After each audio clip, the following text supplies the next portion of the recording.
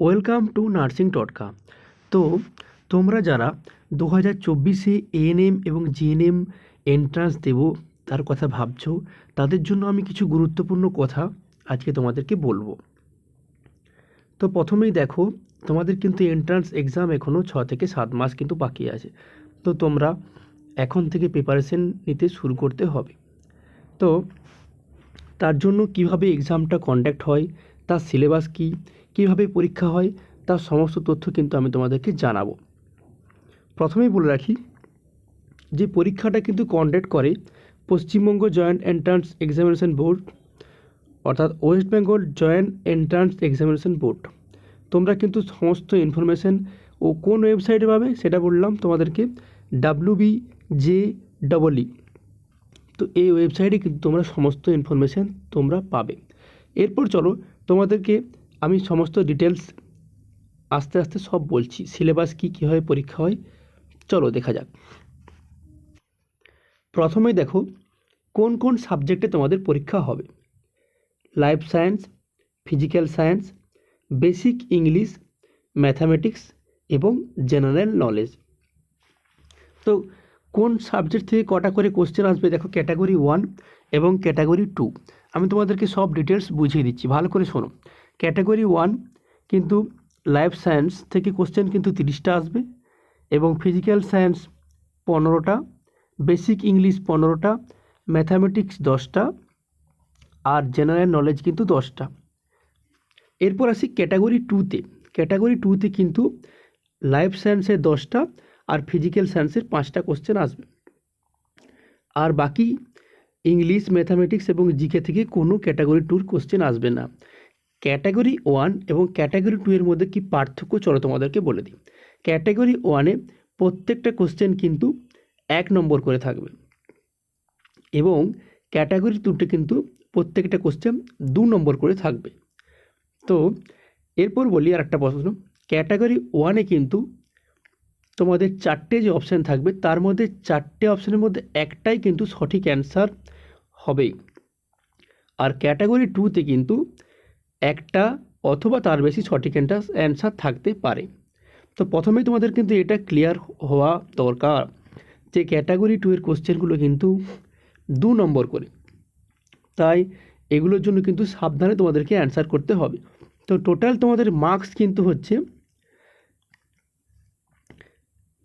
এখানে 40, 20, 15, 10 এবং 10, মানে টোটাল কোশ্চেন হচ্ছে 100টা, আর টোটাল মার্কস কিন্তু তোমাদের হবে 115। কারণ হচ্ছে যে ক্যাটাগরি 2-তে কিন্তু 15টা কোশ্চেন কিন্তু 2 নম্বর করে আছে, তাদের কিন্তু একের বেশি কিন্তু অ্যান্সার কারেক্ট থাকতে পারে। তাদের যে কিভাবে অ্যান্সার করার রুলস, তুমি একটা ঠিক করলে কত নম্বর পাবে এবং দুটো ঠিক করলে কত নম্বর পাবে তা আমি নিচে পরে ডিটেলসে বলছি। আর একটা টপিক আছে যেটা লজিক্যাল রিজনিং, মানে কিছু রিজনিং থাকবে, সেটা 5 নম্বর, সেটা কিন্তু ক্যাটাগরি 1-এ। তো ক্যাটাগরি 2-তে কিন্তু কোনো রিজনিং থাকবে না। টোটাল কিন্তু 100টা কোশ্চেন এবং 115 নম্বরের মার্কস তোমাদের। এরপরে দেখো সমস্ত কোশ্চেন কিন্তু MCQ টাইপের হবে, এবং টোটাল তোমাদের সময় থাকবে কিন্তু 1.5 ঘন্টা। আর তোমাদের কোশ্চেন পেপার একটা বলে দিই, তোমাদের ইংলিশ এবং বাংলা বোথ ল্যাঙ্গুয়েজ কিন্তু তোমাদের থাকবে।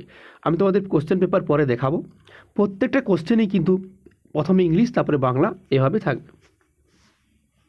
আরেকবার সিলেবাসটা বলে দিই, দেখো life science, physical science, mathematics সবই কিন্তু ক্লাস 10 পর্যন্ত যা করে এসছো সেই স্ট্যান্ডার্ডে। অর্থাৎ যারা আর্টস নিয়ে পড়াশোনা করেছো তারা কোনো কিন্তু কনফিউজ হবে না, তারাও কিন্তু একটু ভালো করে প্রিপারেশন নিলে কিন্তু অবশ্যই তোমরা চান্স পেতে পারো। কারণ life science, physical science, mathematics সব কিন্তু 10 স্ট্যান্ডার্ডের হয়। এরপরে দেখো যে বেসিক ইংলিশ এবং জেনারেল নলেজ আর লজিক্যাল রিজনিং যেগুলো সেগুলো কিন্তু 12 স্ট্যান্ডার্ড। এগুলো কোনো অসুবিধা হবে না, খুব একটা বেশি কোশ্চেন এখান থেকে আসে না, কয়েকটা তোমরা প্র্যাকটিস করে যাবে, আমি তোমাদের কিছু ক্লাস করিয়ে দেবো, এরপর তুমি এখান থেকে অনেকটা কিছু কমন পেতে পারো। এরপরে চলে আসি, দেখো যে তোমাদের কীভাবে পরীক্ষাটা হবে। ওএমআর শিটে পরীক্ষাটা হবে কিন্তু, এবং ওএমআর শিট মানে তোমার হচ্ছে ওই যে ব্ল্যাক আর যে ব্লু পেন দিয়ে যে গোল গোল করতে হবে, ওই ওএমআর শিটে কিন্তু তোমাদের পরীক্ষাটা হবে। এরপর যেটা বলি তোমাদেরকে যে কখন পরীক্ষাটা হতে পারে। তো দেখো গত বছর কিন্তু জুলাই মাসে পরীক্ষাটা হয়েছিল। তো এই তোমরা টেন্টেটিভ ধরে রাখতে পারো যে জুলাই নাগাদ পরীক্ষাটা হবে, আর জানুয়ারির দিক দিয়ে কিন্তু তোমরা এর ফর্ম ফিল আপ শুরু হবে।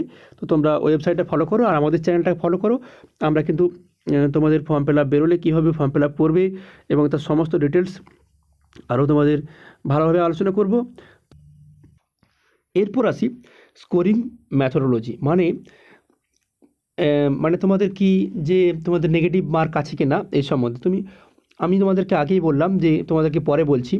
তো ক্যাটাগরি 1 এবং ক্যাটাগরি 2 দুটো কিন্তু ভালোভাবে তোমরা খেয়াল করো। আগেই বলেছি ক্যাটাগরি 1-এ কিন্তু অনলি একটা অপশান কারেক্ট থাকবে। তুমি যদি কারেক্ট অপশান দাও তাহলে তুমি X মার্ক পাবে, এবং তুমি ভুল রেসপন্স করলে 1/4 নম্বর কিন্তু তোমাদের কাটা যাবে, মানে 0.25 করে কাটা যাবে, ঠিক আছে।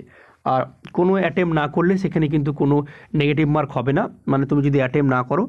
আর যদি একের বেশি অধিক তুমি গোল করে আসো তাহলে কিন্তু সেটা ভুল বলে বিবেচিত হবে, তখন কিন্তু তোমাদের 0.25 করে নম্বর কাটা যাবে। এরপর আসি ক্যাটাগরি 2-তে, যেটা তোমাদের সবচেয়ে কনফিউজিং ব্যাপার।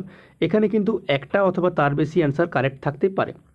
তো তুমি যদি যতগুলো কারেক্ট অ্যান্সার থাকবে সবগুলো যদি অ্যাটেম্প করো তাহলে কিন্তু 2 মার্কস তোমার জন্য অ্যালট হবে।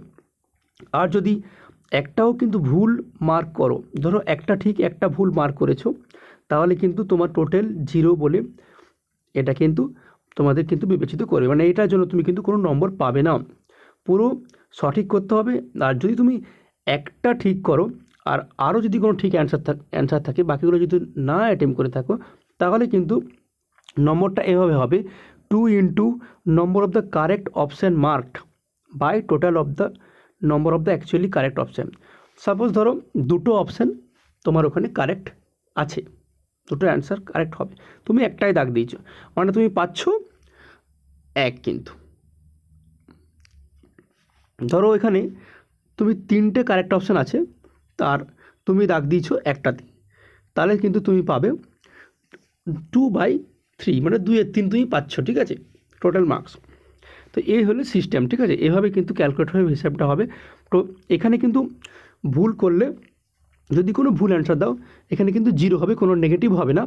আর যদি দুটো ঠিক থাকে, একটা ঠিক করতে পারলে তুমি হাফ কিন্তু পাচ্ছ। এই হচ্ছে মেন ফান্ডা। আর তুমি যদি কোনো কোশ্চেন অ্যাটেম্প না করো তাহলে কিন্তু এখানে 0 পাবে। তো এই ছিল তোমাদের আজকের সমস্ত সিলেবাস এবং কীভাবে কোশ্চেন প্যাটার্ন হয় তার নিয়ে একটা কনসেপ্ট তোমাদেরকে ধারণা দিলাম। তো আমাদের চ্যানেলে নতুন হয়ে থাকলে আমাদের চ্যানেলটিকে অবশ্যই সাবস্ক্রাইব করুন, আর আমাদের ভিডিও ভালো লাগলে অবশ্যই লাইক এবং শেয়ার করুন। Thank you.